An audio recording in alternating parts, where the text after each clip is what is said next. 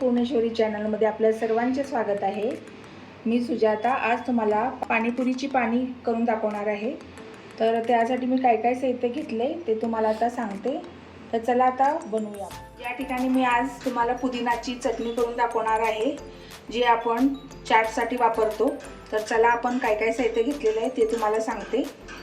या ठिकाणी मी पुदिना 1 कटोरी घेतलेली आहे, कोथिंबीर 1 कटोरी, लिंबू घेतलेला आहे, अर्धा लिंबू लागेल आपल्याला, लसूण सोलून घेतलेला आहे, लाल मिरची पावडर चवीनुसार, मीठ थोडंसं लागेल आपल्याला, चाट मसाला आहे, 4 मिरच्या घेतलेल्या आहेत आणि जिरा हा भाजून घेतलेला आहे, त्याची आपण बारीक पावडर करून घ्यायची आहे।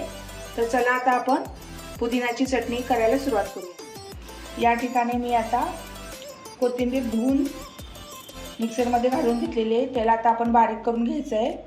आता याच्यामध्ये पुदिना पूर्ण बसत नाही आहे, त्याच्यामुळे मी पहिलं कोथिंबीर बारीक करून घेणार आहे।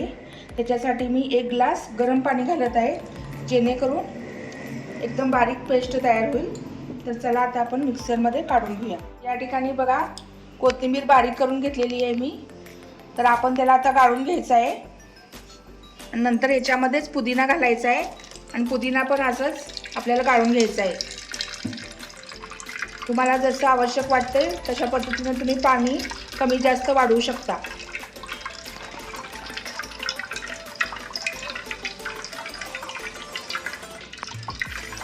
कारण ह्याची जी असं कोथिंबीरीची जे स्टीमचं वगैरे घाण असते ती पूर्णपणे निघून जाण्यासाठी आणि पाणीसुद्धा ते व्यवस्थित होण्यासाठी आपल्याला हा गाळ सगळा काढून घ्यावा लागतो। तर या ठिकाणी आपण आता कोथिंबीर बारीक करून घेतली होती, आता पुदिना आपण याच्यात घातलेला आहे आणि जे कोथिंबीरचा जो आपण गाळून काढली होती ती कोथिंबीर अर्धवट झाली होती ती पूर्णपणे घालून आता याच्यात 2 गड्डे मी घातलेले आहेत लसूण आणि मी 4 मिरच्या घालणार आहे याच्यामध्ये।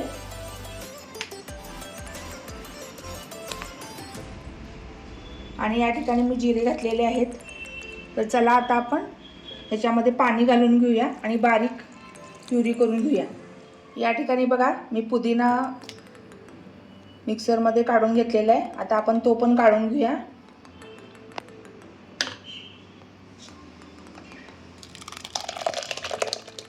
या ठिकाणी बघा मी कोथिंबीर आणि पुदिना चांगलं मिक्सरमध्ये काढून घेतलं आणि गाळून पण घेतलेलं आहे।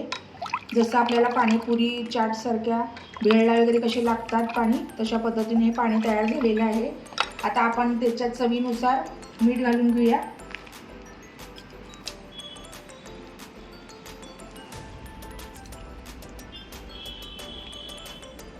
थोडीशी लाल मिरची पावडर टाकूया, कारण आपण मिरच्या पण 4 टाकलेल्या आहेत हिरव्या, आणि चाट मसाला टाकायचा आहे 1 चमचा फुल,